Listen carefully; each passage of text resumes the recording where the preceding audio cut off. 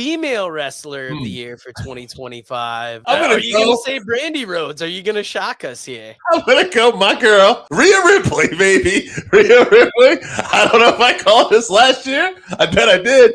I'm saying she's doing it again because I think she was on her way to owning this year, but the injury took her out. I think she's going to do what she was going to do now. Now, that being said, I do want to just say, in this category, there's a lot of different women I can see really, really killing it. I mean, Mariah May in AEW, Toni Storm could always come back with something too. And as far as WWE, Liv Morgan's been killing it. I wouldn't be shocked if she ends up killing it. There's surprise people like Tiffany Stratton, even Chelsea Green is getting this kind of crazy response. All of a sudden, you got Bianca, Jade. There's so many women that could kill it. I feel there's a little more variety of things that could happen here. But I'll go Rhea Ripley. There 100% is. And I feel like the woman that is going to hold that Woman of the Year, 2 different companies or 3 different companies. There's a lot of names out there, but you haven't named one, the Queen of Wrestling. She is returning Monday. She is going to take her, I guess it's a crown for the Queen. I don't know what it is, but Charlotte Flair is going to be Woman of the Year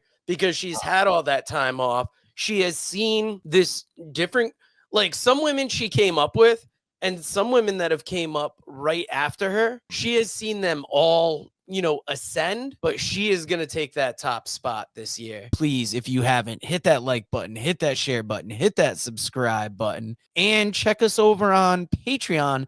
Patreon.com/WorkingFansPodcast. Female Wrestler of the Year. For me, I gotta say it was Mercedes Moné, and that's funny because that's also going to come up in a category later. But I think she had a huge year. Her run in AEW this year kind of stood out more than any woman's in WWE. And of course, you're going to mention a lady in WWE that I'm going to be like, how did I forget about that? But I had to pick Mercedes for this one. I'm not. I'm going to mention Mercedes. I'm with you 100% on this. Mercedes won a consistency. She had most of those titles at the beginning of the year, and she added more titles by the end of the year. And she was consistently at the top. Although she didn't win the AEW Women's Champion, Toni Storm was women's champion for most of the year. Then Statlander got it.